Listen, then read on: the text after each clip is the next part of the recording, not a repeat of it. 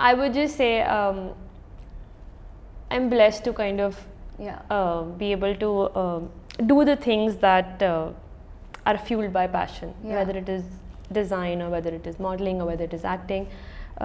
You always feel things are happening late for you when you see other people doing it at a different point. Maybe I could have started a few years earlier, maybe I could have been in Bombay earlier. All those thoughts do come to you. It's not like they don't come to you. Okay. But you can't let it kind of bother you much. Hey everyone, this is Shruti. Welcome to my podcast, I'm Just Curious, where I talk of all things I'm curious about, with the people I'm curious about, and how they turn their passion into their profession. In today's episode, I'm going to be talking to someone who knew her passion was acting and theatres and performing arts, but because she had to get a degree, she also did architecture. And she's a gold medalist in architecture. And today we are going to be talking to Shivani Joshi. Hi Shivani, how are you? Hi Shruti.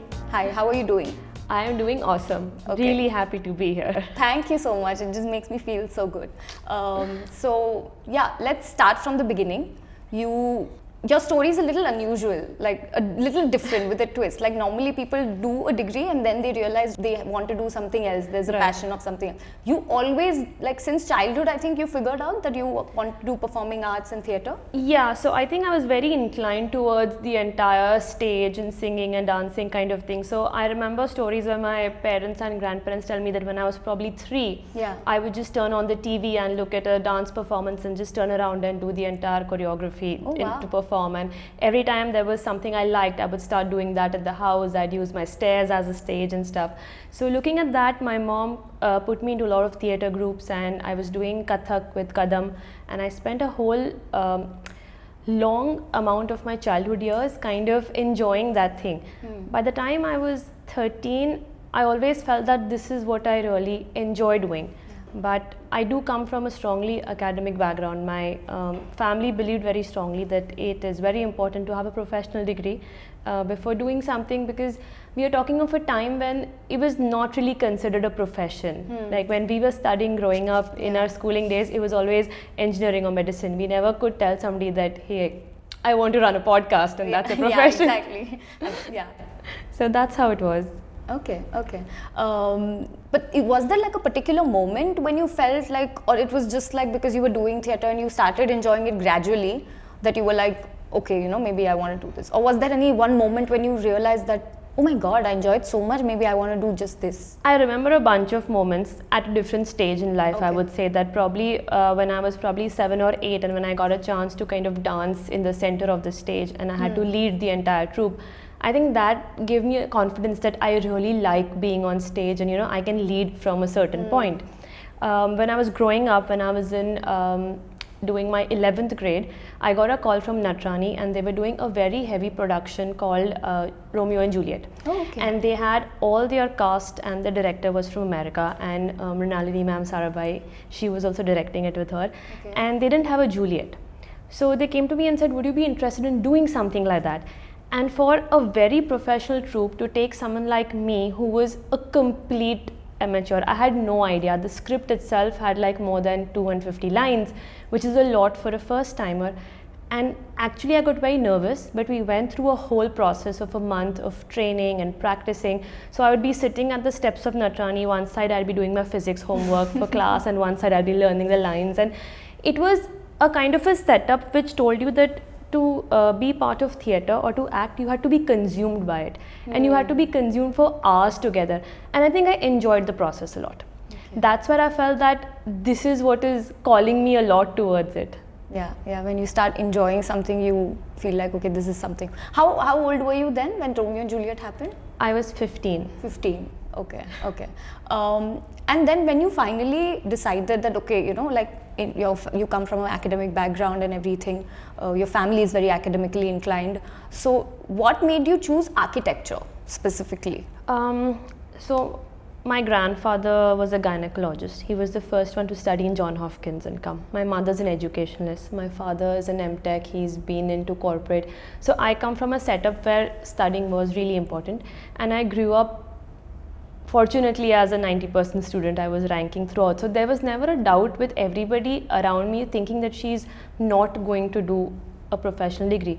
But by the time I was in 12th, I wasn't enjoying maths per se, or that wasn't really making me wake up and say, hey, today let's solve integration and derivation. Yeah. So during that time, there were a lot of options being thrown, and I kept telling my parents, I think I should pursue performing arts as a degree. And my grandparents, my parents were keen that, no, pick a professional degree and then the world is yours. Like you can pick and choose and figure it out. At least you have a very strong foundation to start from. So I was looking and grappling, and by coincidence, I landed up for somebody's work at Sept University in the library. Okay. So I entered, if you know, from the back side, there's the gufa. Vaguely I remember, Yeah, because so it's been there's long back. So there's the art gallery. So there's the Hussain Doshi gufa. Yeah. I entered from there. I walked into the campus, and there was the library on the right, and there were these whole interesting steps, and there was a canteen area. And when I walked in, I was standing on this ground, and I just looked at these buildings around me, and there was something very interesting about the energy of the place. So I asked them if I could walk around. This was probably in between my 12th grade. And I went to the canteen steps, and there were just people doing things, eating, chatting. Music was playing at one junction, and then I said, can I see the studios? And I walked around, and I saw a very different energy. Like people over there were having a life which felt very interesting. I felt they're doing something which looks like something you can do for 5 years of your life. So then I went back, I researched about it, I met a few people, and I was convinced that it's not about what I do, but this is how I want to spend the 5 years of my life in an environment which is so energetic, so creative, and so holistic. That's how I chose. I didn't choose architecture, I chose to be in Sept University. And that was again a huge issue, because we didn't know while giving the entrance that they were probably having 11 open seats with thousands of applications. And I refused to fill any other form. Oh. I told my parents, either I get into the institute or I will pack my bags and run away to Bombay.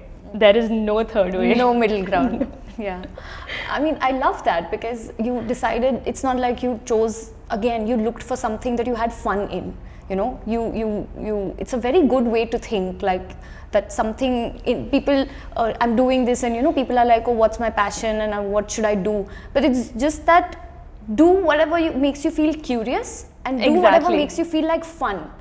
It makes you feel alive. When you want to be in that place, you should feel happy about it. You should be like fully immersed into it. Otherwise, you're just kind of going with the flow. And that's the best way to choose, I think. That's how everybody should go about it. You also mentioned Kathak. So, like, I'm so curious, like, how much have you learned? Like, you've done there are some stages, right? There are 7 years. Kind of a completion thing, and the years after a point are not based on the year you've done, but the amount that you excel in your skill. So I would officially say that I've trained for 6 years in terms of the course, and I've danced for 10.5 years. Oh wow, I started when I was 7.5. Oh wow. See, that's one thing, you know, about I used to like feel like I wish like I lived in a city where that was possible, like even during my college. So I went to Kadam. Really? Yeah, it's a very interesting thing. I went to Kadam because one of my friends that I met in college through some exam, and she was doing it, and I always was fascinated, like, you know, because you grow up watching these movies by Madhuri, and you know, like, and they dance so gracefully, and I was like, I want to do that, like, you know, at least I want to try and learn. So I went to Kadam. I remember, it was like really far away because that time I had like a two-wheeler. I did not have a car that time. So I used to like, my college used to end at 5, and I would like go to like Amli where my mama was staying, and then from there I had to go to Parimal there. So I did that for 2 days, and also like one interesting thing while learning Kathak was, there was this basic thing that they teach you that your hand has to move from here to here, right? And I was like, okay, this sounds, and then she added this one line, whoever was teaching, that your eyes have to move with your hand. It cannot move fast, it cannot move slow. And I tried it, and I was like, I was convinced while doing it that this is not your thing. No, this because it requires like a lot of patience. You want to try it now? Let's try, but I think you will definitely do it better, but then let's, like, is it like this? That.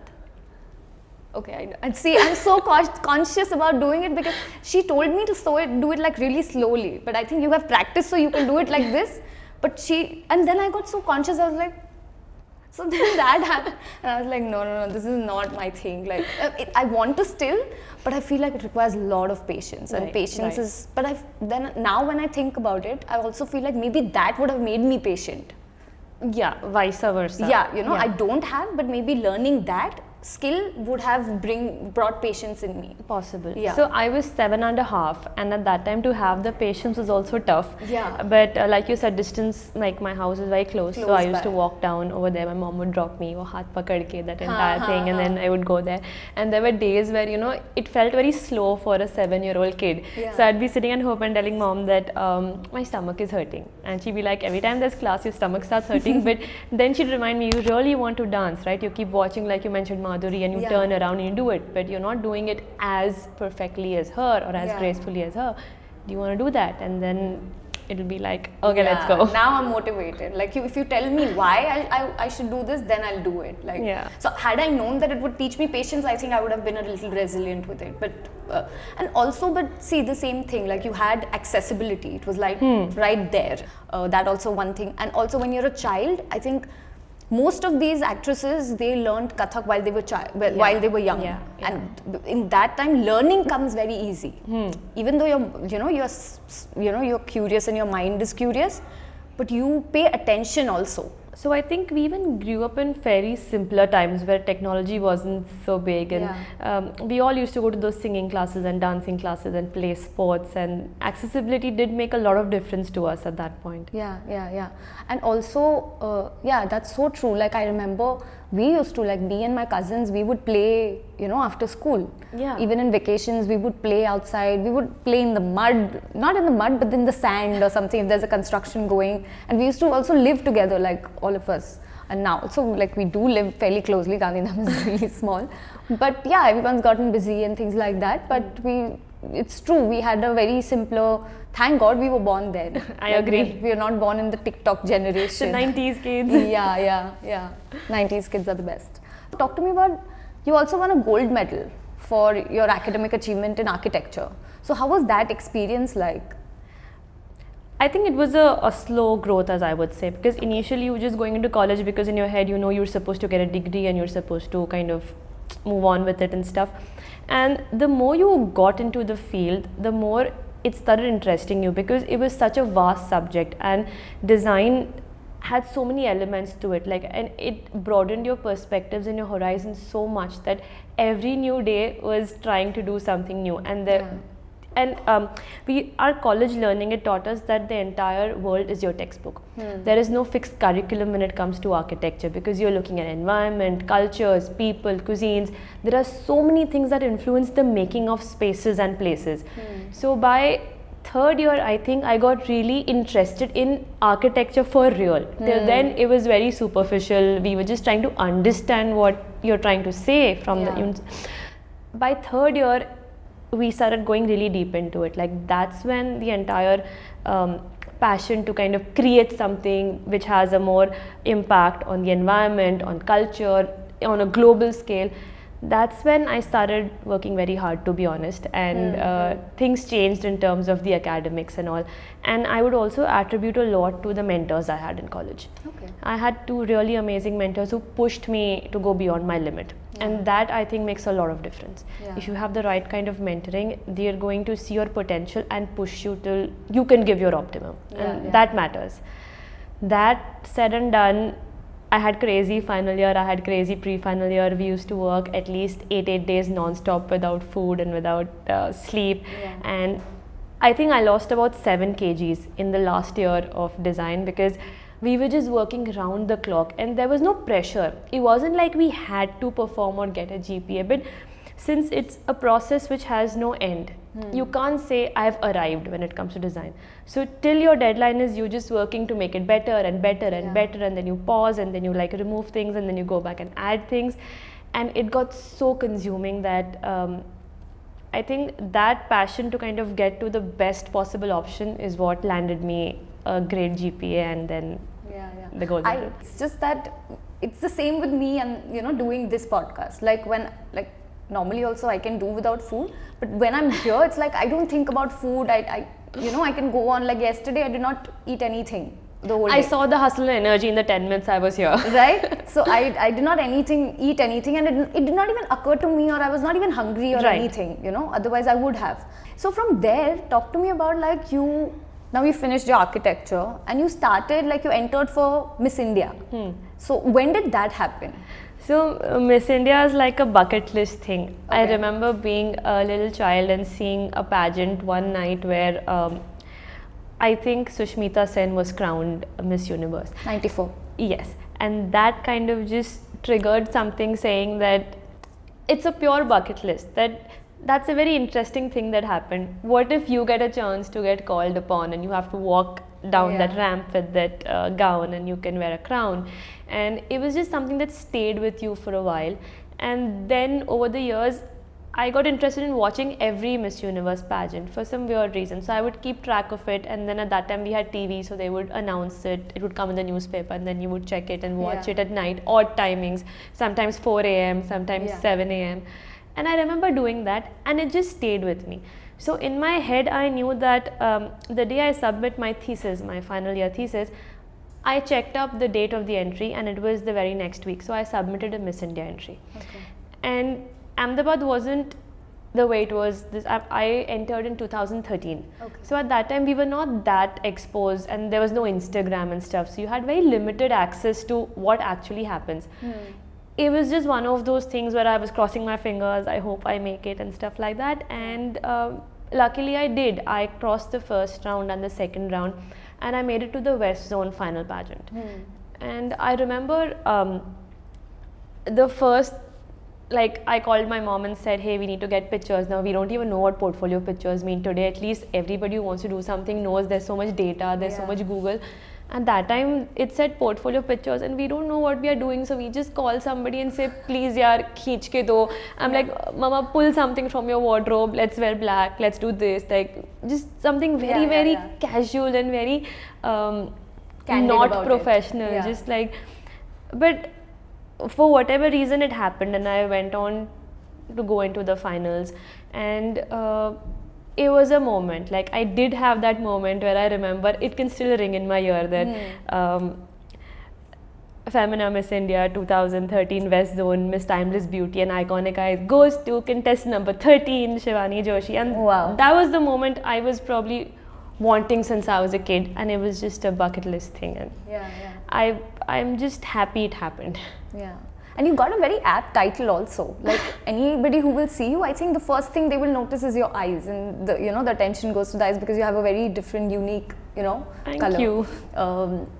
And now talk to me about, like, you also mentioned Sushmita Sen. Do you remember? Do you know her story of like entering into Miss Universe? Yes, of course. Yeah. Of course. Yeah. So like I'm a big fan of her actually, because like the way she talks and, you know, the way she conducts herself and Yeah. everything is so graceful, and, you know, like she's intelligent also. It's not like that she's just beautiful and something, which also I see in you also. Thank like you. it's not just, you know, some people nowadays, people think that, you know, if you're into like modeling and acting, like it's just like, and the industry also like treats you in a way like, you know, models are treated There are perceptions. that, you know, Definitely there are that perceptions. you just wear the clothes and look good. Yeah. But That's- not everybody is like that. Yeah. That's true. That's true. No, you mentioned Sushmita Sen. That's when it. I remember her story and what was written of how she entered the thing, and I also remember sitting in the green room at one of the auditions for Miss India, and I didn't know that people prep for it, because at that time probably Bombay, Delhi, Hyderabad, Chennai had like grooming classes for it. So I had people walking in who knew the ramp, who knew things, who knew their poses. They were carrying like truckloads of makeup and those hairstyling products. And I was just out of architecture. If you ever see pictures of architecture students, we look like Babaji from the Himalayas. We had our hair bund up. We are in those loose, crazy pants we've never seen. So I was sitting there. I was having one concealer, one lip gloss, and probably some eyeliner or something. I didn't even know what an iron tongue looks like at that point, Yeah. or I didn't know what they were applying on their entire body, the shimmer and stuff. And for those 30 seconds, you kind of get paralyzed saying, am I in the right place? And then I remembered her story where she said, you know, it's just about that moment that you're confident about who you are. And I think that gave me a lot of confidence, because I did sail through all of it with my crazy frizzy long hair and one concealer and one gloss. Like, so that's what I remember from. That's lovely. That's a really nice story to, you know, have in your heart. Her mom actually also pushed her when she got down. So that's also, you know, something that she had somebody to do that for her also. Talk to me about, now you entered Miss India, and now what after that? Like, you were like getting like approached for modeling assignments, or how did it? You've also been featured on covers of, you know, Passion Vista and Femina. So when did that happen? After I finished Miss India, at that time I had already started working in Ahmedabad, and I was kind of designing a few things, taking on a few projects. And after a couple of months of that, one day I woke up and said, I'm not feeling the same energy or the same passion I felt when I submitted my designs or when I started my own practice. But I feel that that camera which I faced in the pageant, or that's kind of calling me, and I'm really keen on seeing where I can go with that. So one day I just locked the office and gave my keys to my parents and said, I think I'm going to go to Bombay and see what happens. And again, they had a mini heart attack the way they had when I said I will not fill any other form except SEPT. So they're like, every few years you give us a heart attack. First you say I will not study, now you're saying I've studied, I've started my practice, now I want to lock it and run away. And I said, so this was Pink Coyote had started, or you were working I had with not somebody? named it then. That time I was just freelancing, taking a few projects, waiting for my convocation to finish. You know, we have a lot of gaps in between, like, so I was just doing things. And I said, I think this is my age. I can try it now. I can't be 40 and say I want to try Bombay at this point. So I went and got into the entire chaos that Bombay has to offer. I was like a kid in an ocean. Like, I knew nobody, I knew nothing, I didn't know where to start from. But gradually, after giving a lot of auditions and after kind of going through the process that everybody has to, I got my first Philips ad, hairstyler, which was with Alia Bhatt. Oh, okay. And that was a national TV campaign. I did Harper's Bazaar Bride Schwarzkopf. So I did a lot of hair ads and hair products and modeling for all of it. And it was a happy few months. Like, it was really nice to kind of be in the center of the glamour industry. It's not the same being in any other place when Bombay is literally the hub when it comes to this field.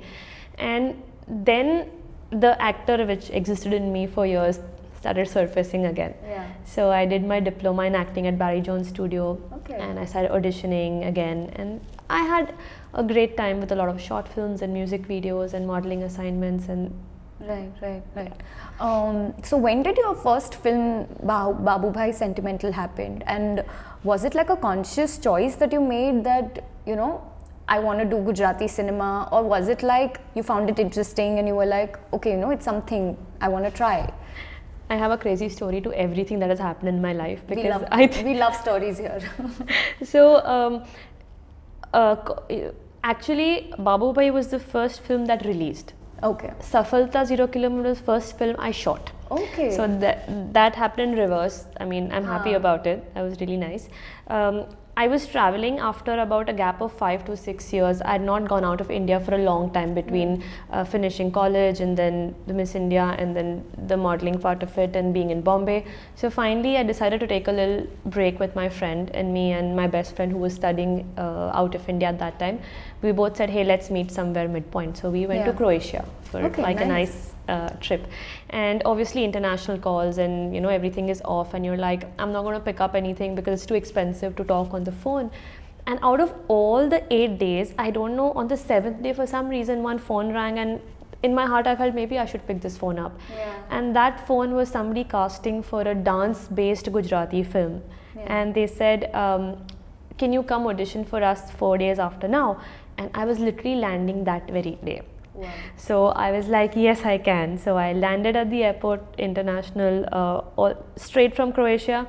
I went home, I washed up, whatever, and I rushed to Andheri West. And I gave that audition, and that was for this film Safalta 0 Kilometer. And then the shoot was through Gujarat. It wasn't in Bombay. So we were shooting in Baroda and Bharuch and all the places around. That's when my shuttling back to Gujarat started. So for me, it's been very organic. There was never a conscious choice of, I want to stay here, I want to do this. I think I was just pursuing all avenues I had at a given point, and whatever the best opportunity I felt I had, I would pick it up. And yeah. That's good. I mean, you know, so many people, when they have a passion, they're like, oh, but this has to happen. I don't see that in you. You're ambitious, you're very ambitious, and you are driven and everything, but you're not like, oh my God, what if this will not happen? I don't see that in you. Like, we've all gone through our phases. I feel we've had our phases of all of that, but at one point, I don't know how much you can control that. Yeah, exactly. I feel maybe in other fields you do have a choice of what you decide to do or how you take it forward.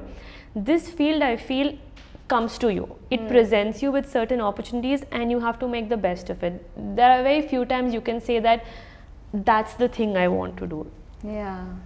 That's really good. And it makes you, like, you know, if looked at it in a right way with the right mindset, it makes you detached, not wanting to, you know, hold on or something, because you know that, because also in general in life also, you can't make things happen, you know. But I feel it just looks that on the periphery. I think all of us who are kind of in this field have all these wants and have all these ambitions to kind of have it in a certain way, and we do have our periods of uncertainty and fear and anxiety and all of it. And I think that's where, like I said, your foundation or your education plays a very big role.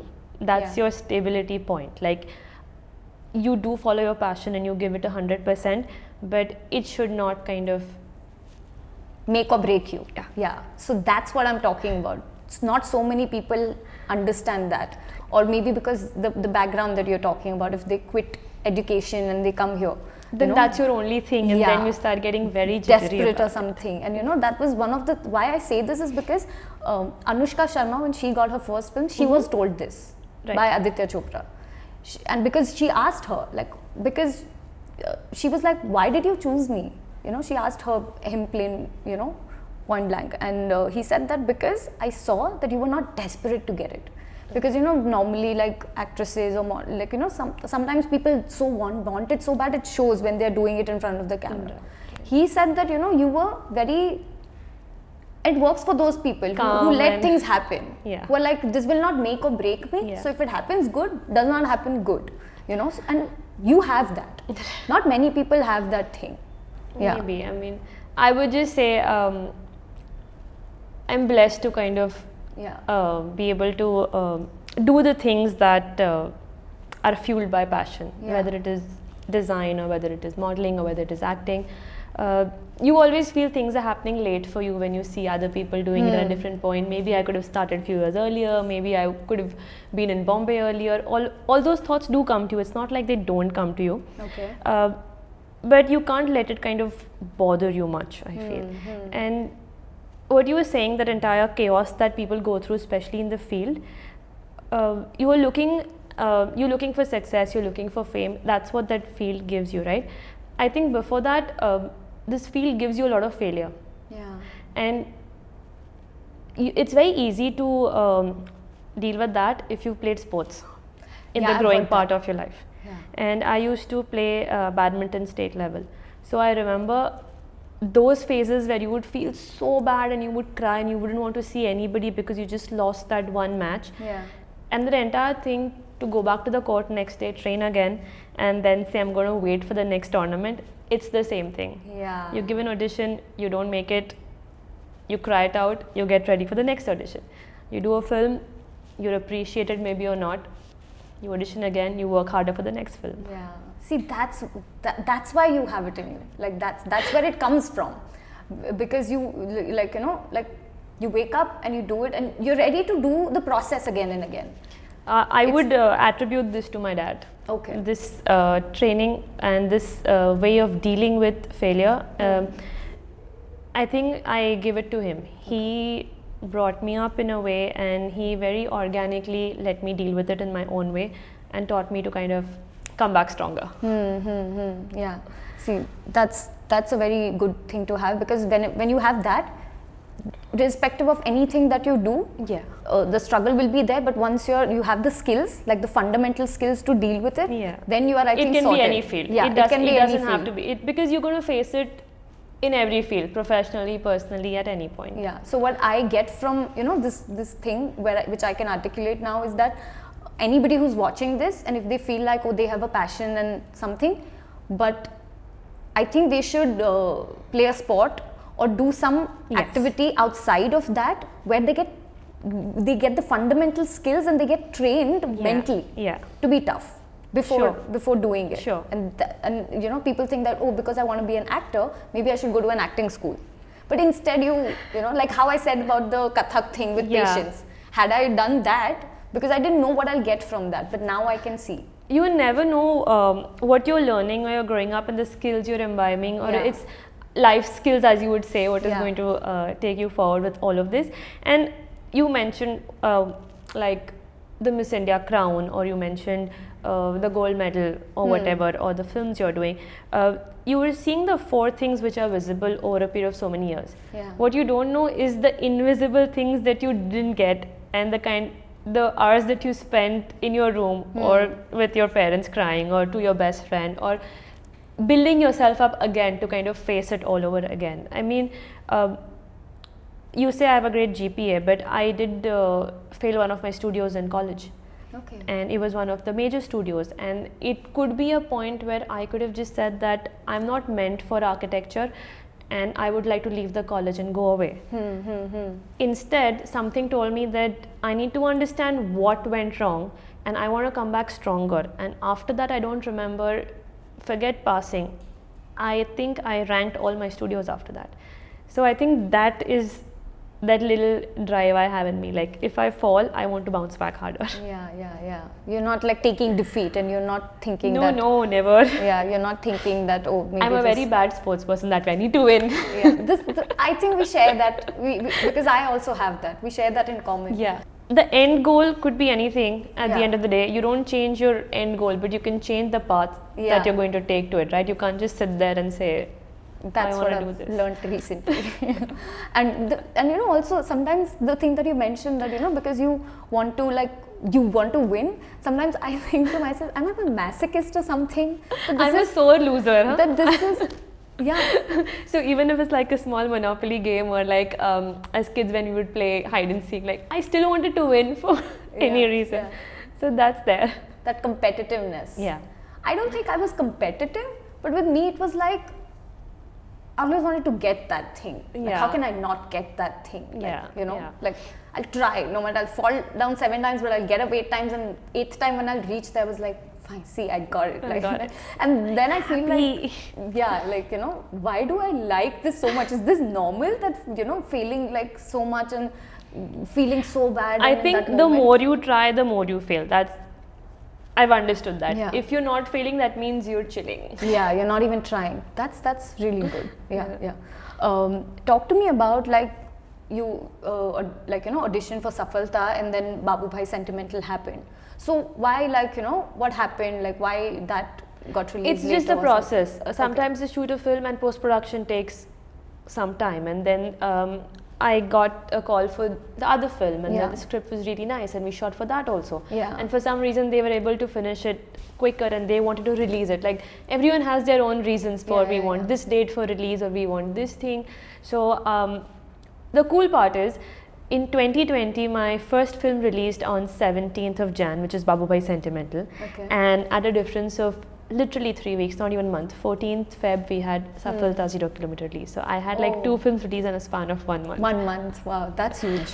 For artists who work so hard, and sometimes it was a big surprise, and it was like one of those moments where you're on promotion and it released, and the last day of your screening and you're back to another promotion and it releases, and that adrenaline high was... Yeah, I can understand that. I just got transported back there. I'm coming back. How is it working? Like, when Dharmesh was, the guy paired with you? Yes. And he's a great dancer. Yes. So how was it like working with him? Obviously, Kathak must have helped. Unfortunately, I have no dance in the film. Okay. I only have one song which is like a romantic sequence. So there's not per se much dance, just a few Swirls moves, and- all of that. And it was a really nice experience working with him. I mean, we had the whole team come down from Bombay, and there was a whole different energy, and he's a really nice person to work with. And it was, our whole set was an ensemble, so we had a lot of cast. And we were a bunch of young kids. We were like 5, 6 of us, you know. So it was more like going back to college life, because you'd have your dorms. So you'd all have your rooms, and then morning there's shoot. So you all get ready with breakfast and go to shoot, and there are 5, 6 of us in the same age. And even though you might not have your shots every day, but the team had bonded well. So all of us would leave in the morning, be on the set, give our shots, come back, eat dinner, like prep for the next day, laugh, play music, dance, go back to sleep. That's fun. It was That's a fun energy on the film. Yeah. So talk to me, how was your experience working on your debut film, like Babubhai Sentimental? Talk to me a little about that. So that was a completely different script from the first one that we did. Yeah. Safalta had this nice, sweet girl in college who's going through, doesn't know where she's going in life and what she expects from the boy she's looking at.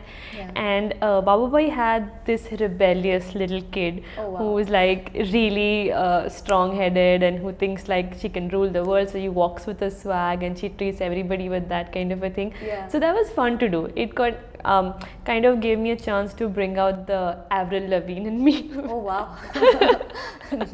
That's quite rebellious there. Yeah, so that, you know, she had the curly hair up done and the nose ring and the kajal. So her vibe itself was completely different. So I think it's really fun to kind of become somebody else, like live another life in your own life. Yeah. And like I said, as a kid, I would look at something and turn around and replicate it. Like, so while you're growing up, you're always imagining becoming something else or somebody else. And when you've been looking at so many movies and then you turn around and try and be that person, and when you actually get to play a character where you can transform, you're not being yourself, I think that's the reason that you want to do more of it. Yeah, that gives you, you know, that rush and of doing something different, being someone else. Yeah. Talk to me about, like, how do you choose which, like, you know, like you said that Safalta just you auditioned and it just happened, it went with the flow. But now that you have done like 2 projects, how do you choose, like, from here on? I would say even for Babubhai Sentimental or Safalta, I think there are 2 things that I personally would be looking at. One is the entire story. You're a part of a much bigger board. You are part of storytelling which is going to affect a lot of audience out there. So it's important to believe in that kind of a story. Safalta had a story of a struggle, and it was showing how people think success is, but actually when you achieve it, it's a very different kind of thing. So it was talking to people about how important the process of struggle is, and success can't be defined in a box. And it was nice to be part of an inspirational story like that, you know, to reach an audience.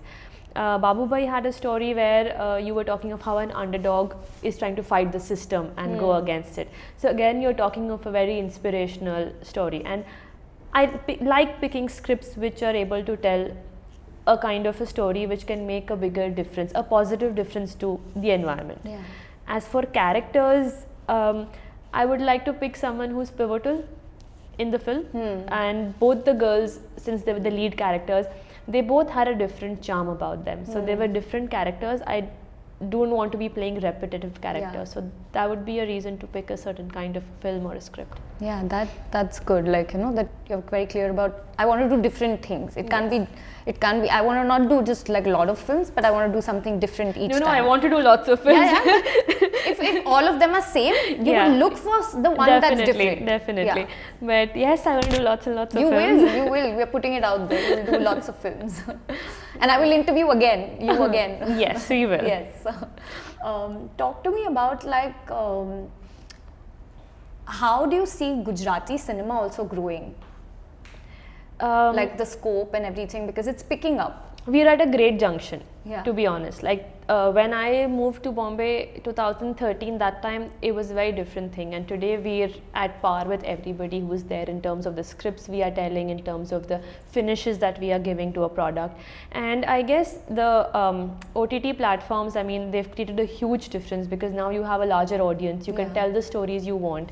And with young blood seeing the potential, we have so many of us coming back to our own state, right? Earlier there was a thing where you want to be part of this industry, you have to go to Bombay and compete with such a big pool, which is predominantly Hindi, and then there's Marathi, and then Gujarati becomes a part of it. And now you're saying, hey, we have our own pyramid, you know, like Punjabi has it, Tamil has it, Telugu has it, so now we have our own pyramid, and it's just a point where it's just going to grow from here. There's no turning back. So for young people like us, I think we have a huge scope to make a huge difference and make our own industry grow. Yeah, and tell stories, like for example, you know, like regional or like that stories are also doing very well. So many films recently have gotten so much acknowledgement, you know, whether it was Helaro or whether it was Chal Jeevi Laiye, and the audience has accepted it. The most important thing is the audience. At the end of the day, it's not about what you want to do as an actor or producer. If the audience loves you, if they want to see more of you, only then you've kind of grown at your own stage. And you know, talk to me about like what are the current projects that you're working on? What is happening like right now? Currently, we've just started shoot for a film called Lucky Row, which is already on the floor, and my schedule would start in December. So really happy about going on for that. Again, that's a different film. It's a very simple film which is talking about relationships. So simple stories with a lot of intensity in terms of relationships. That's great. Talk to me about like, do you, as you said, you want to do like so many films and everything.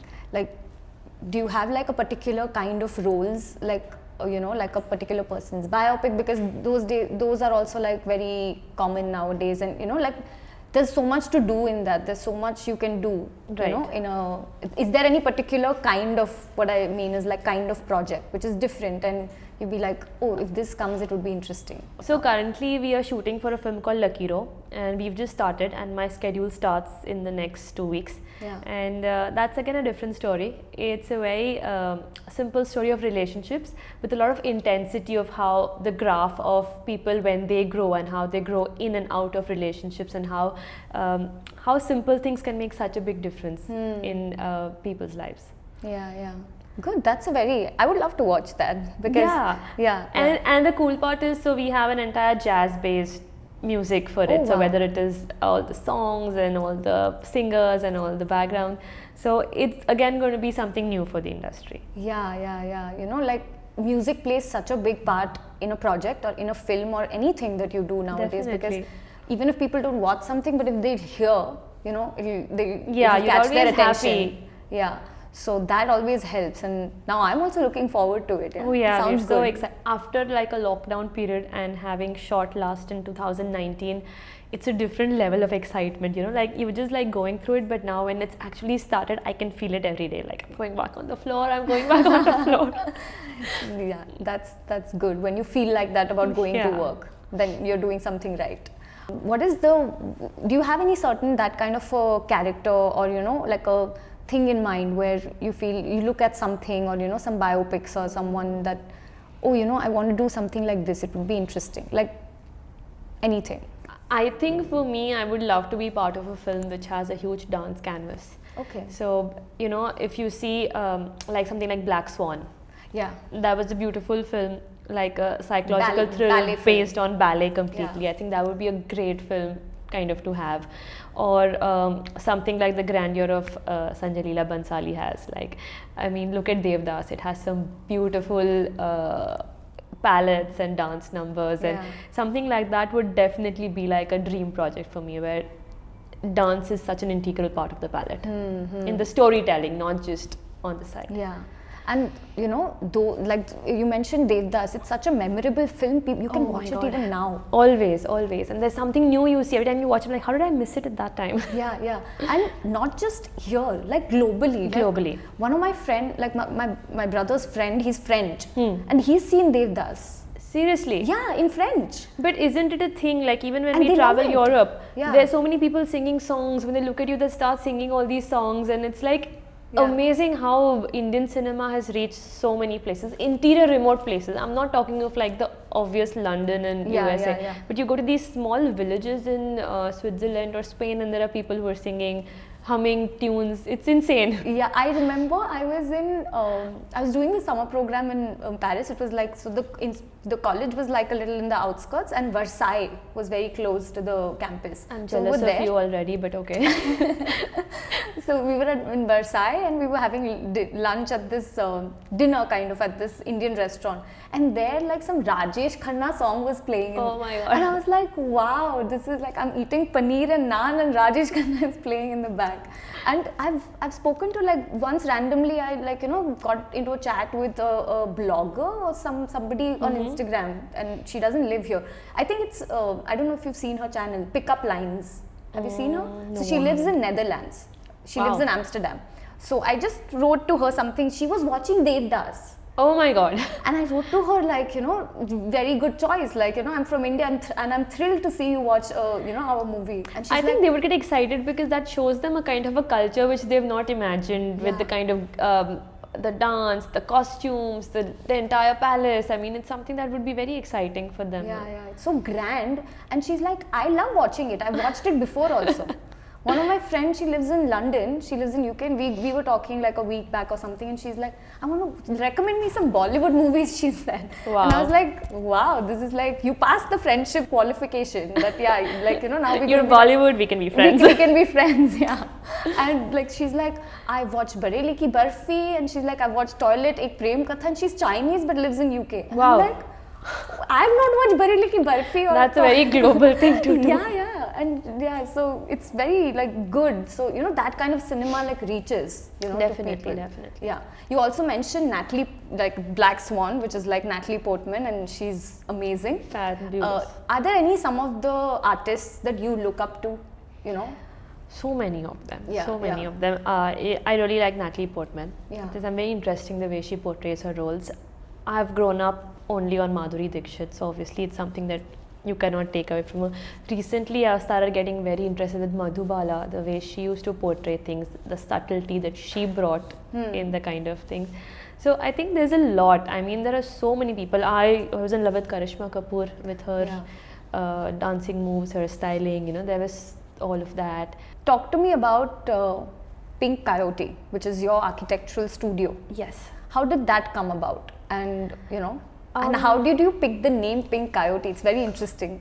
Like I mentioned, I started freelancing early on, and I had never like formally named it. I just had projects which were done and documented, and they were lying there.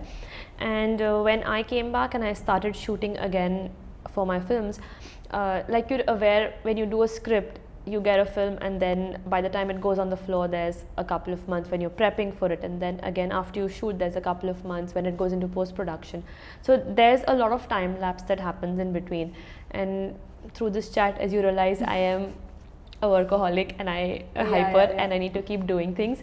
So I stumbled upon an opportunity where somebody was renovating their factory building, and I was like, they asked me if I want to do it, and I said sure, I'd love to. And it was a lot of on-site work. So I very strongly believe in sustainability and eco-friendly materials and stuff. So what I ended up doing is I would sit on site, and it was an industrial area, so whatever waste material was lying there, I would kind of refabricate it, and we tried to use most of it, like 50 to 60% of all of that, into making the factory. And that got me back in the groove again, the design groove, that entire thing that I was doing for all these years in college.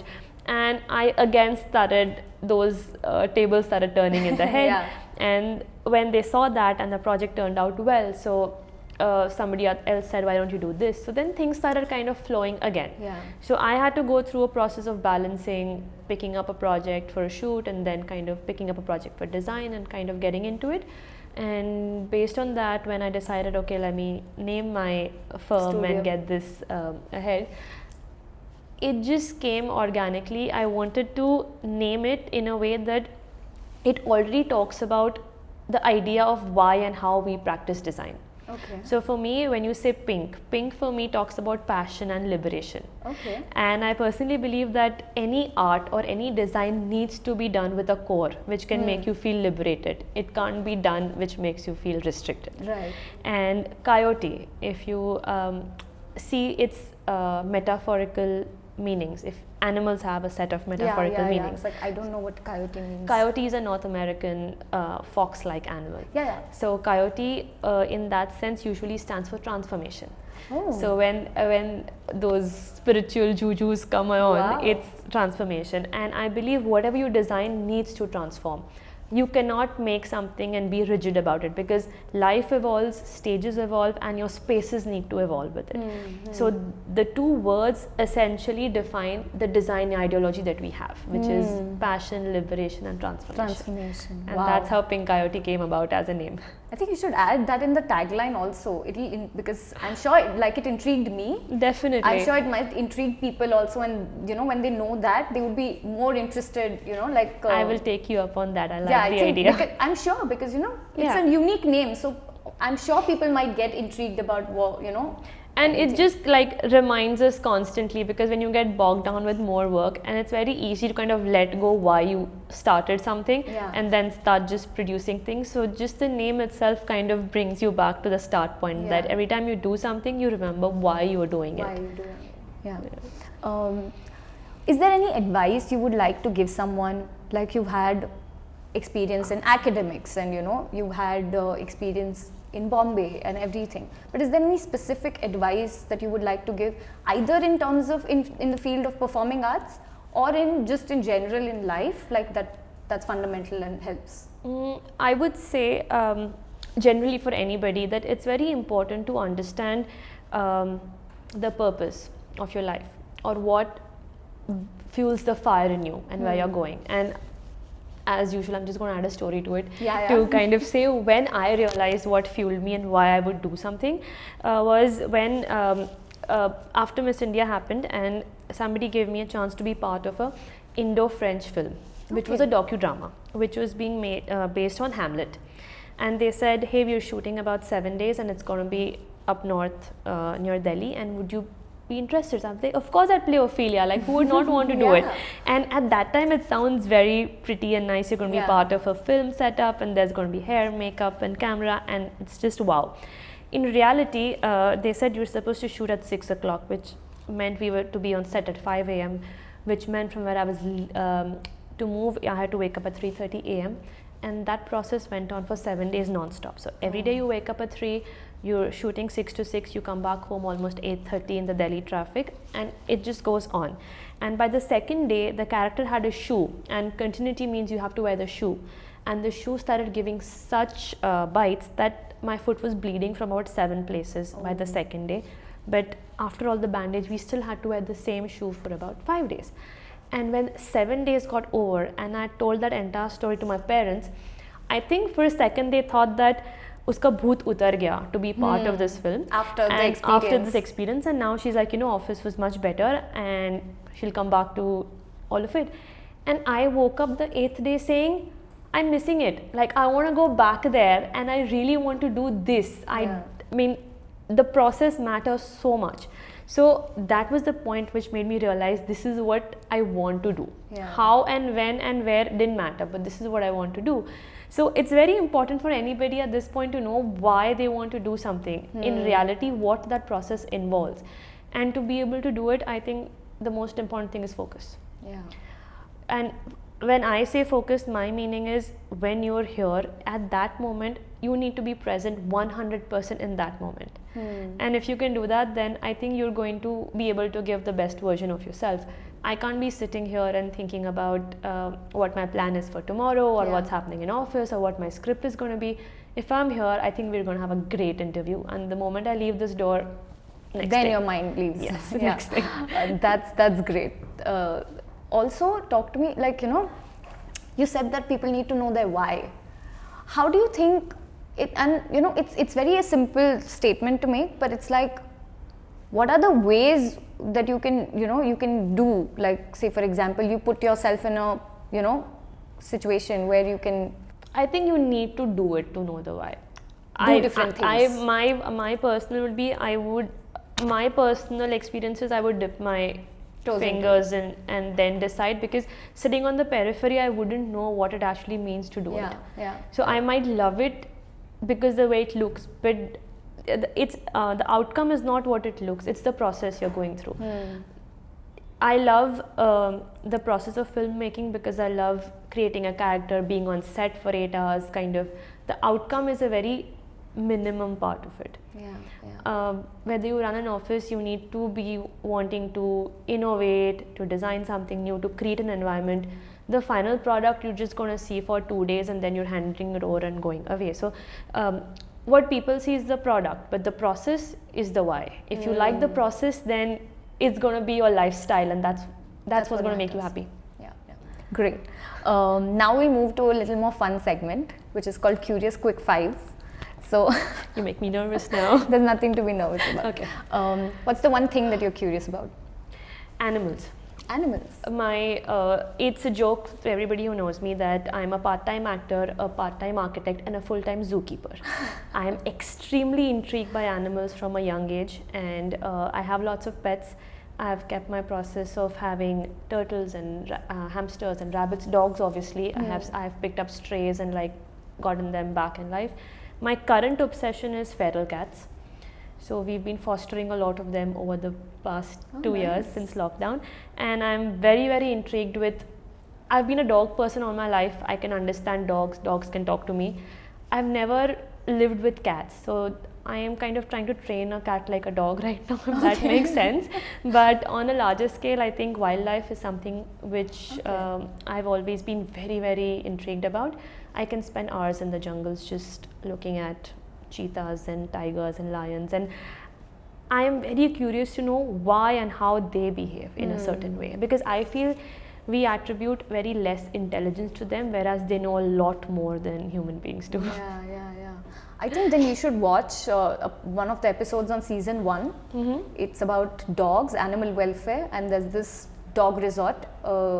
Scoobies. Yeah, you know about that? Of course, we know. Okay. Dog resorts in the city. Yes. Okay, then you're a true bloom animal lover. Yeah. What's the one person you're curious about? Jonathan Scott, the guy who did the Big Cat Diaries. So National Geographic Big Cat Eyes Discovery. He was the founder who used to follow them and live with them for years. And why I got intrigued is because being around cats is one thing, big cats. He was able to convince a hyena to come close to him. So he spent 6 months filming hyenas, where the mother hyena, which is unheard of, hyena is a scavenger and they would never trust a human. The female hyena, after about 4.5 months, came and sat next to him. There's a video, and the 5th month she let the little ones come and play with him, and I think that's a different level of trust for a carnivore to have for a human, and a different level of balance for this human to have to trust sitting in a Masai Mara jungle and have hyenas surround you. So I'm very keen on how he decided this would be his life. Sounds so interesting to me also. What's the one place you're curious to travel to? I've been really, really badly wanting to go to Japan. They have an insane mix of culture and technology, and they have preserved their old heritage and still moved faster than the entire world when it comes to being somewhere. So I think it's something that I'm really excited to see. Nice, cool. That's also on my bucket list. Let's go together. Yes, we should. Let's be curious about China. Yes, Japan together. I would love to. We should actually do it. What's the one technology that you're curious about? I mean, I'm really happy that electric cars are coming in. I mean, that's something. But curious I am, I read very recently, I think a few months ago, I read an article where in Netherlands they've built a building where the titanium kind of takes in the air and purifies the entire environment. So these clean energy resources which are integrated in life size.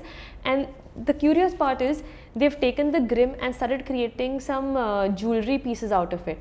So the tourists can buy jewelry from the pollution which they are cleaning out. So I am really keen on, this is fascinating. I mean, it would be great if they could clean the environment and give something to us. It would be amazing. It is very fascinating because last year I also discovered something like this. There was this plant in Canada, and the thing that you're talking about, it's basically, I think, called CO2 harvesting. Right. So they suck the CO2 from the atmosphere and they treat it in some way or something, and what they used to do is the the CO2 that's collected or something, there's a material. That material can be used in cement making. And once that cement is made, it can last for like 500 years. Yeah, so you don't I have think to build it again. energy and resources, like the way they're depleting, it would be great to see innovations there. Yeah, that's true actually. Yeah. That's where we need technology. That's true. What's the one book or author you're curious about? So childhood, I have been huge on Harry Potter and J.K. Rowling. Okay. So definitely that's a dream person to know about or know personally, honestly. Yeah. And currently I've been loving this book I've read, which is Tao of Pooh and Tay of Piglet, which is Benjamin Hoff.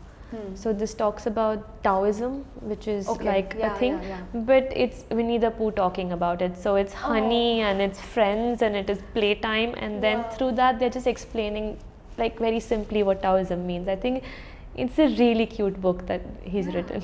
That sounds cute, like something I can read. Yeah. It's not heavy. I mean, they're telling you so much in such a simple way. So we've reached the end of the podcast. Oh no, and I'm sad already. I share this feeling. It's mutual. It's so mutual. nice.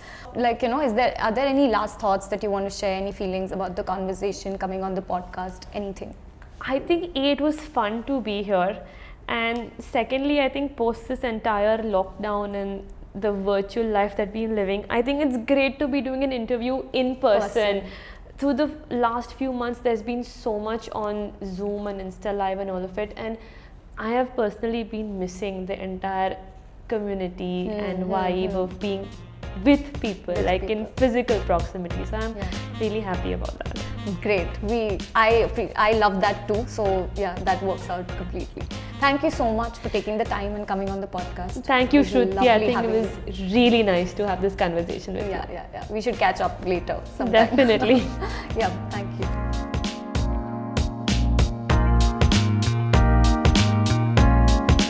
After my completion of my bachelor's education from Denmark at VI University, I was looking again for opportunities. And I came across this University of Cisca. They had this course, but it was very expensive. It was around, I don't want to go into that pricing.